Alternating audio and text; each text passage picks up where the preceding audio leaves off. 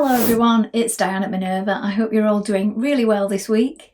And today I'm excited to share with you one of our Minerva exclusive patterns. This one is the Paige Joggers, so a lovely jogging pant or trouser, and it has a lovely relaxed fit. So we have an elasticated waist with a faux drawstring, slant pockets and a nice straight leg. So it's a pull-on trouser, a nice easy make, lovely construction details. And we have this full colour instruction booklet right here, which is full of handy tips. We have full detailed instructions for making up your trousers so that you can go at your own pace. Lots of sizing and fitting details, working with fabrics, what needle to use. It's really in depth. So as regards to sizing, this particular pattern is Minerva sizes A through to J. So that would be a 23-inch waist for an A, up to a 34-inch waist for a J. So measure yourself thoroughly before we begin. This particular pattern is for stretch knits, so stretch stable knits, medium to heavy weight, such as a sweatshirting, a fleece, a ponte roma. We are going to be using a ponte roma today. And this one is a Minerva core range. So it's a stable ponte roma knit fabric, lovely and soft, beautiful to work with. This shade is cream, but if this is not your thing, there are 28 shades to choose from, so you're bound to find one that you love. Wash and prepare that fabric before we get started. And then when you've done that, we're going to go and cut our pattern pieces together. So let's go and do that now. Here we have our pattern pieces. So first of all, this is the back trouser or back pant leg. We're going to cut two pieces. Make sure that you have this grain line running in the correct direction. Mark on your markings and also the hem allowance here at the bottom. Here we have the front trouser or pant leg. Again, you're going to cut two pieces, cut them as a pair. The straight grain is this way. Make a note of your markings. Here we have the pocket facing. So this is for the opening. You're going to cut two pieces just of interfacing. Then we have the front waistband. Cut one on the fold. The fold line is here. Make a note of this marking here for the buttonhole and the marking here. Here we have the back waistband. Here we have the centre back. Again, we're going to cut that on the fold. Make a note of this marking. The pocket bag, we're going to cut two pieces. Straight grain is this way, note your markings. And the pocket, going to cut two. Straight grain is this way. Here we have the tie. So cut one piece. You could cut this longer if you wish to do it as a tie that goes all the way through the waistband and does actually tie at the front. If we're doing a faux one, you'll only need one because we're just going to thread it into the buttonholes and then it will tie at the front. Now we're ready to begin making our trousers. So first of all, you're going to wind half of your thread onto your machine spool and check that your needle is sharp. So today we're using a ballpoint needle size 90. So I will add this in with all the other products so you'll have everything that you need. So do consult the description. And then when you've done that, we're going to add the interfacing piece to the front leg at the pocket opening. So that's just to reinforce and give a bit of stability at that area. So let's get started. Now once you have your interfacing in place at your pocket opening, you're going to stay stitch down this slanted edge just here at 1.2 centimetres. Do this on both sides.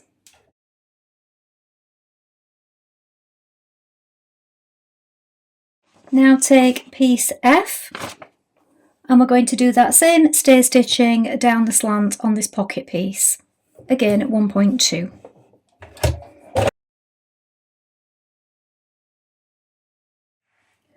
Now take your front leg and your pocket piece F, place it right sides facing like this, and we're going to stitch it together at this point here with a 1.5 centimetre seam allowance. So the seam allowances on this pattern are 1.5 centimetres. Once we've done this, we're going to trim it and then press the pocket outwards with the seam towards the pocket.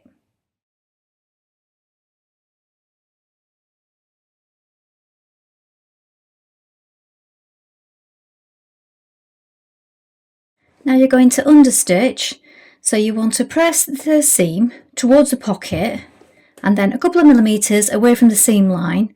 We're stitching down that seam to the pocket. So this will be on the inside of the pocket and it will just keep it all lying flat.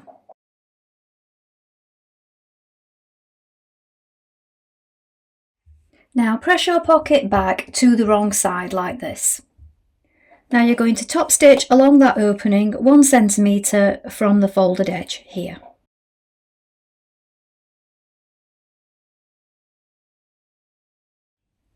Now with right sides together, align the pocket bag like this.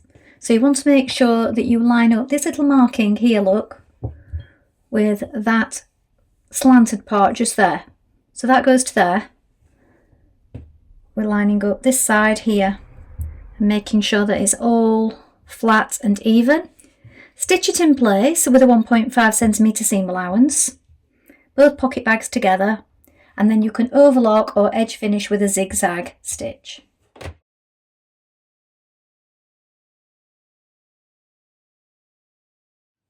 Now just stay stitch along the top here and down the side just to keep this pocket in place.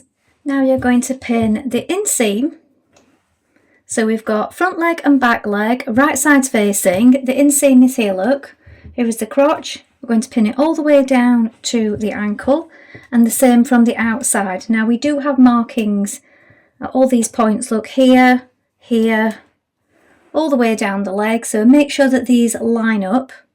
And then once we've stitched that on both sides, so front to back, on both sides, we're going to overlock or edge finish that seam. So the seam is a 1.5 centimetre seam allowance. Now you will need to change to a stretch or zigzag stitch for this part because we do need to maintain the stretch of the stitch. You can use a triple stretch stitch if you have one, or do consult your manual. So I'm using a zigzag stitch and I'm changing the length and the width a little. So you may wish to play around with this on a piece of scrap before you begin.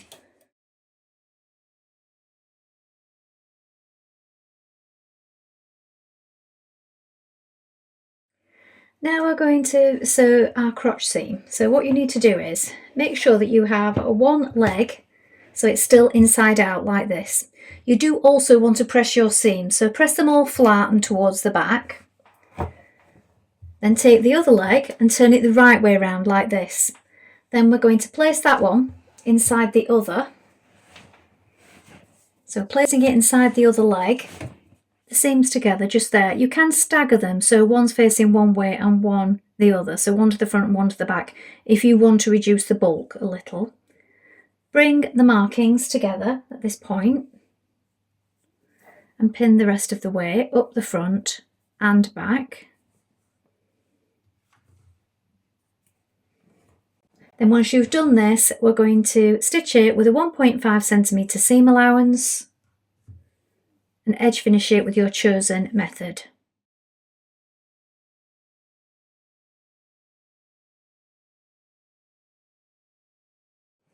Now for extra strength, you can go over that back seam again. So just stitch over the top of it and that will give it extra strength, especially at this underneath point at the crotch just there.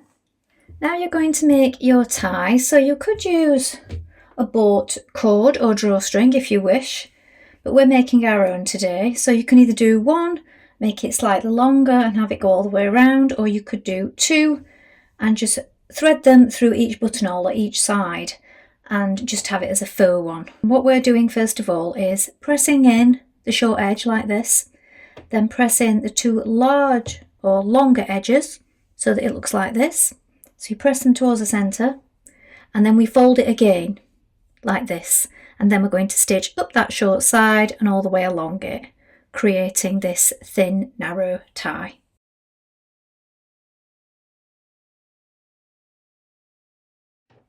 Now take your front and back waistband piece and fold it in half like this, lengthways, then open it up and overlock or edge finish one log edge of each piece.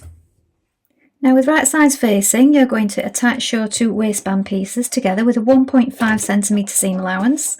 Again, you will want your stretch stitch for this or a zigzag stitch.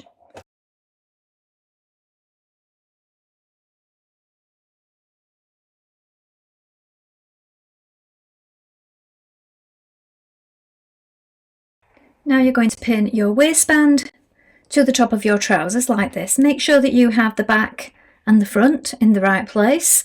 Line up the side seams. You can also snip it here at the centre so that you can press one to one side and one to the other to reduce the bulk at this point here, because it is quite bulky on the ponte fabric when it's all doubled up. Pin it in place all the way around and stitch in place with a 1.5 centimetre seam.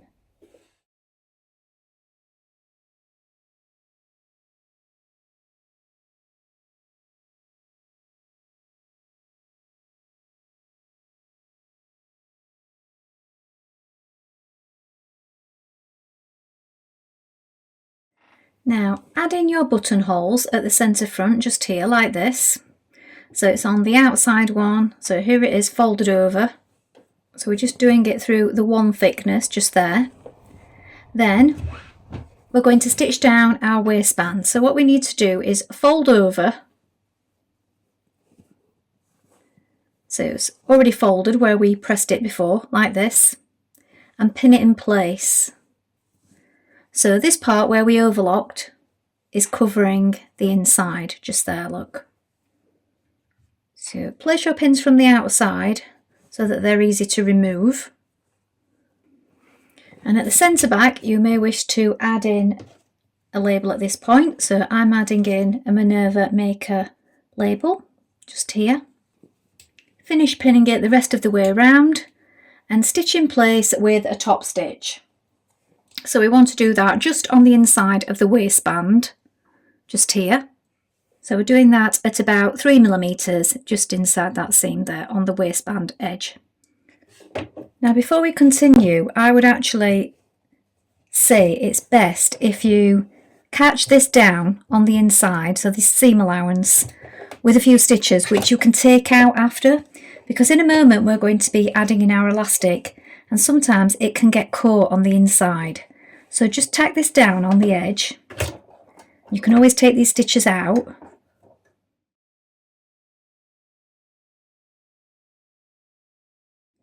Top stitch your waistband.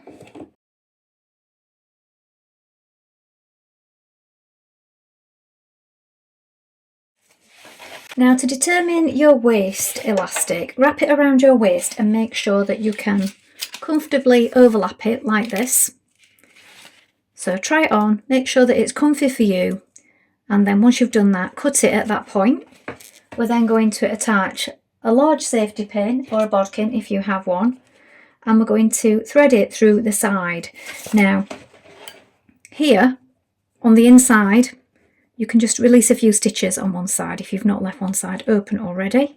I've just released a couple of stitches at this side. The other side, remember we've stitched it down so that the elastic doesn't get caught just there.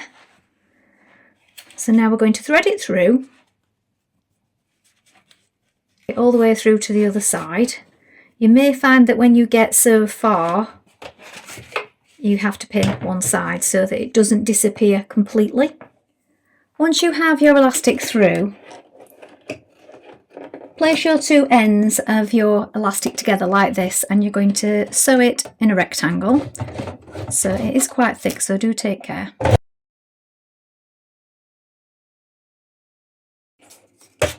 Now once you've done that, you can even up your elastic the whole way along and then close the hole. Now thread your tie end through one buttonhole through to the other.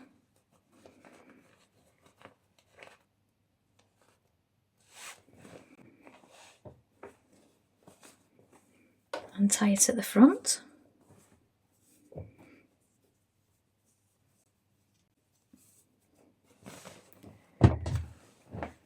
Now we're going to hem our trousers. So you may wish to overlock or edge finish the bottom before we do this. Now turn up your hem 2.5 centimetres. Alternatively, try on your jogging bottoms and determine the correct length for you. Pin it in place from the outside and then you're going to top stitch that hem. It's easier to do it from the top side because it will save it from shifting about and stretching.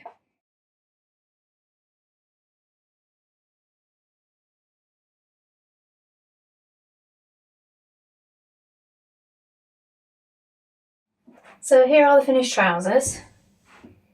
So the leg length is a little long on me. I'm only 5'4", but I've done them to the standard length, so they come down the back of my shoe, as you can see. They're a good fit at the top, comfortable pockets. They're quite deep pockets as well, as you can see. Tie. Well, I hope you've enjoyed sewing along with me today. I think these are a really fun pair of jogging bottoms. They are easy to construct, lovely instructions to follow, and I look forward to seeing all the different versions. So remember to include any photographs with your comments. You can, of course, get 10% off all your orders if you'd like to join the Minerva Craft Club. So that is for today and then a whole year. You can also create a free account with us to join in with our wonderful worldwide sewing community. It's really good fun and you can gain some inspiration. That's all from me for today, but I hope to be back soon with more sew-alongs for you. Thank you so much for watching today. Bye for now.